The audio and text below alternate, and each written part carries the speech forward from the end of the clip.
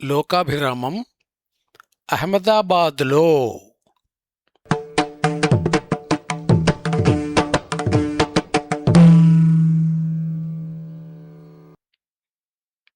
Parliament ఎన్నికల కన్నా చాలా ముందు అంటే మార్చి నెల చివర్లో నేను ఒక వారం పాటు ఉత్తర భారతదేశంలో తిరిగాను. అది నిజానికి విహారయాత్రగా పథకం ప్రకారం చేసిన ప్రయాణం కాదు. మరొక అవసరం మీద ఒక పెద్ద మనిషి బయలుదేరితే అతనితో పాటు నేను కూడా వెళ్ళి తిరిగాను. మొదట అహ్మదాబాద్ వెళ్ళాము. అక్కడి నుంచి రిషికేశ్, కురుక్షేత్ర, షిమ్లా, ఆ తర్వాత ఢిల్లీ. అంటే ప్రయాణం కనీసం 5-6 రాష్ట్రాలలో సాగింది అని అర్థం.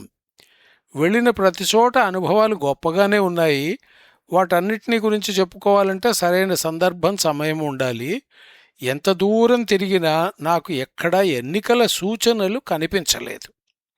అహ్మదాబాదులో అంతకన్నా ఆశ్చర్యాలు ఎదురయ్యాయి. నేను నిజానికి ఆ నగరాన్ని చూచి చాలా కాలమైంది. అప్పట్లో నాకు అది ఒక పాత నగరంగా కనిపించింది. ఇప్పటి నగరాన్ని నేను గుర్తించలేకపోయాను.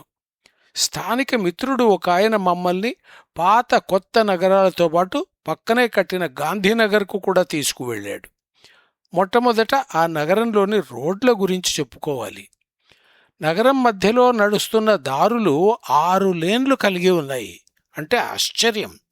వాటిలో ఒక లేన్ కేవలం ఆర్టీసీ బస్సుల కోసం ప్రత్యేకించబడింది.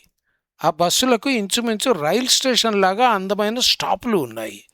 బస్సులో ఎక్కే అవకాశం నాకు దొరకలేదు.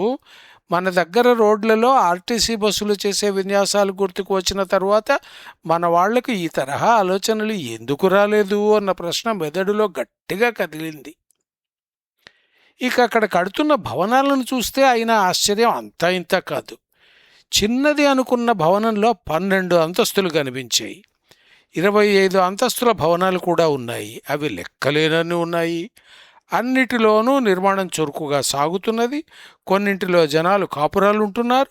దారి వెంట వెళుతున్న నాకు కొన్ని హోటళ్ల పేర్లు ఆకర్షణగా కనిపించాయి. అవన్నీ అసలు సిసలైన దక్షిణ భారతం పద్ధతిలో ఉన్నాయి. పట్టలేక ఏమిటి పరిస్థితి అని అడిగాను. ఆ ఊళ్ళో ఉద్యోగాల పేరు మీద వచ్చిన దాక్షిణాత్యులు లెక్కలేనంతమంది ఉన్నారట. ఆరోగ్యం కారణంగానో మరే రకంగానో పనికిమానుకున్న వారికి తప్ప అక్కడ పనికి కొదవలేదు, తిండికి అంతకన్నా కొదవలేదు అని చెప్పినప్పుడు నాకు ఆశ్చర్యం కలిగింది. అందుకనే మిగతా ప్రాంతాల వాళ్ళు అంతా అక్కడికి వచ్చి పని చేసుకుంటున్నారట. ఈ సంగతి చెప్పిన యువకుడు నాకు ఇంకా ఎన్నో విషయాలు చెప్పాడు. అతని పేరు రయీస్, అంటే ధనవంతుడు అని అర్థం. ధనవంతుడు అవునో కాదో తెలియదు కానీ అతను గుణవంతుడు. టాక్సీ డ్రైవర్గా పనిచేస్తున్నాడు. మంచి మాటకారి.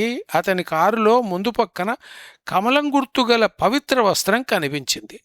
మొహమాటం లేకుండా ఇదేమిటి అని అడిగాను. ఇక కమలం పార్టీ గురించి గొప్పగా పొగుడుతూ చెప్పిన సంగతులు నాకు ఇంకా గుర్తున్నాయి. సరిగ్గా మాటకు మాట జ్ఞాపకం లేదు కానీ మంచి జరుగుతుంటే దాన్ని చేస్తున్నది ఎవరు అన్న ప్రశ్న రాకూడదు.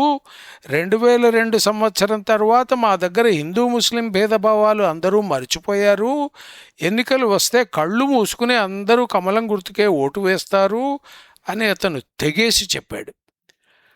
అహ్మదాబాద్లో అసలు సిసలైన గుజరాతీ భోజనం అంటూ ఒక చోటికి తీసుకెళ్లారు. డోక్లా, సమోసాలతో మొదలైన ఆ భోజనం అడిగినప్పుడల్లా అందిస్తున్న మామిడి పళ్ళ రసంతో ముగిసింది. నిజానికి ఆ మామిడి పళ్ళు కూడా మనకు తెలిసిన రకం కానే కాదు. అటువంటి భోజనం రాజస్థాన్లో కూడా ఉంటుంది. వాళ్ళ హోటళ్లు హైదరాబాదులో ఉన్నాయి కనుక ఇక్కడ కూడా ఆ రకం భోజనం దొరుకుతుంది. ఇక నాకు ఎప్పటి నుండో ఉన్న కోరిక ప్రకారం ఫాలూదా కావాలి అన్నాను. స్థానిక మిత్రుడు జోషి మమ్మల్ని ఊరంతా తిప్పి ఒక చోటికి తీసుకెళ్లాడు. అక్కడ అనుకున్న ప్రకారం ఆశ్చర్యకరమైన ఫాలూదా దొరికింది. మరునాటి సాయంత్రం మరొక ఆశ్చర్యం ఎదురైంది. తీన్ దర్వాజా అన్న ప్రాంతం గురించి నాకు ముందు కూడా తెలుసు. అక్కడికి దగ్గరలోనే మనీష్ చౌక్ అనే ప్రాంతం ఒకటి ఉంది. అక్కడ అన్ని నగల దుకాణాలు ఉంటాయి. కానీ రాత్రి పడిందంటే ఆ అంగళ్ళన్నీ మూసేస్తారు. దారులన్నీ ఒక ఈట్ స్ట్రీట్గా మారుతాయి. జిలేబీ నుంచి మొదలు దోశల దాకా అక్కడ దొరికే తిండి రకాలను గురించి చెప్పడానికి వీలుండదు. దారి నిండా బల్లలు పరిచి కుర్చీలు వేసి ఉంచారు. మధ్యలో పక్కలకు బళ్ళ మీద వంటలు జరుగుతుంటాయి. తిండి సంత ఆ రకంగా రాత్రి 2-3 గంటల దాకా సాగుతుందట. జోషి ధైర్యంగా ఆ ప్రాంతంలోకి కారు పోనిచ్చాడు. పార్కింగ్ చేయడానికి స్థలం సంపాదించాడు. ఇక తిండి మీద పడ్డాం. నాకు రాత్రిపూట తిండి తినడం అంతగా అలవాటు లేదు. జున్ను తురుము వేసిన శాండ్విచ్ తిన్నాను. ఆ తర్వాత అక్కడి స్పెషల్ అంటూ నన్ను మళ్ళీ ఒక ఫాలూదా అంగడికి తీసుకెళ్లారు. సొంతదారు అనర్గళంగా ఇంగ్లీష్లో మాట్లాడుతున్నాడు. తన అంగడికి ప్రపంచమంతటా పేరుంది అన్నాడు. యూట్యూబ్లో తమ అంగడి వీడియో చూడమన్నాడు. నిజంగానే సరుకు కూడా చాలా బాగుంది. అక్కడ తినడం అది నిజంగా ఒక ప్రత్యేకమైన అనుభవం. మరుసటి నాడు మేము సర్దార్ సరోవర్ దగ్గర ప్రపంచ రికార్డు గల వల్లభభాయ్ పటేల్ విగ్రహాన్ని చూడడానికి బయలుదేరాము. అది అహ్మదాబాద్ నుండి చాలా దూరంలో ఉంది. హైవే మాత్రం అద్దంలాగా ఉంది. గోల్డెన్ ట్రయాంగిల్ లాంటి పేరేదో చెప్పారు. మధ్యలో అందరికీ అమూల్ పేరు మీద తెలిసిన ఆనంద్ అనే నగరం వస్తుంది. అది నిజానికి రోడ్డు పక్కన ఉండదు. ఎడమకు తిరిగి బాగా లోపలికి వెళ్ళాలి. వెళ్ళినా అంత సులభంగా అక్కడి కర్మాగారాలను చూడనివ్వరు. అందుకు ముందే అనుమతులు తీసుకోవాలి. కనుక మేము అమూల్ పాల ఉత్పత్తుల కేంద్రాలను చూడలేకపోయాం. దేశమంతా పేరున్న అమూల్ తిండి పదార్థాల తీరు అక్కడ అంటే అహ్మదాబాద్లో మరొక రకంగా ఉంది. మేమున్న హోటల్కు దగ్గరలోనే ఉన్న ఒకానొక అమూల్ క్యాంటీన్కు వెళ్ళాం. అక్కడ ఐస్ క్రీం, పాల ఉత్పత్తులు మాత్రమే గాక రకరకాల తిండి పదార్థాలు అమ్ముతున్నారు. అన్నింటిలోనూ అమూల్ ఉత్పత్తుల ప్రమేయం ఉంది. గుజరాత్ వాళ్ళు సైన్యంలో తప్ప మిగతా ఏ రంగంలోనైనా బాగా పనిచేస్తారు అనిపించింది. గిరీష్ కార్నాడ్ తీసిన మంథన్ అనే సినిమా గుర్తుకు వచ్చింది. అది అమూల్ వెనుకనున్న వేలాది మంది రైతుల కథ. వర్గీస్ కురియన్ అనే మలయాళీ వ్యక్తి వాళ్లకు నాయకుడిగా నిలిచి చరిత్ర సృష్టించాడు. చివరకు సర్దార్ సరోవర్ చేరుకున్నాము. అందులో నీళ్లు లేవు. డ్యామ్ మీద నుంచి చుక్క కూడా కిందకి రావడం లేదు. ఇటుపక్కకు మళ్ళితే మాత్రం నిజంగానే లోహపురుషుడిగా నిలబడిన సర్దార్ పటేల్ విగ్రహం అద్భుతంగా కనిపించింది. అందరూ గొప్పగా చెప్పుకునే స్టాచ్యూ ఆఫ్ లిబర్టీ 93 మీటర్ల ఎత్తు మాత్రమే. అంతకన్నా ఎత్తైన విగ్రహాలు చైనాలో ఒకటి, జపాన్లో ఒకటి ఉన్నాయి. అవి 2 బుద్ధ విగ్రహాలు. చైనా విగ్రహం ఎత్తు 153 మీటర్లు. అయితే సర్దార్ సరోవర్లోని సర్దార్ పటేల్ విగ్రహం ఏకంగా 182 మీటర్ల ఎత్తు. ప్రత్యేకంగా టికెట్ తీసుకుంటే విగ్రహం కాళ్ల దగ్గరికి లిఫ్ట్లో వెళ్ళవచ్చు. అక్కడి నుండి దృశ్యాన్ని అనువేపులా చూడవచ్చు. అంతకన్నా ఎత్తుకు వెళ్ళడానికి అవకాశం లేదు. ఆయన కాళ్లకు మామూలు చెప్పులు ఉన్నాయి. మామూలు చెప్పులలాగే వాటిని కుట్టిన దారాలు కూడా ఉన్నాయి. చెప్పుల అడుగులు నిలబడ్డ నాకు తలకన్నా ఎత్తులో ఉన్నాయి. దాన్ని కుట్టిన ఆ దారాలు మోకుతాళ్ల కన్నా లావుగా ఉన్నాయి.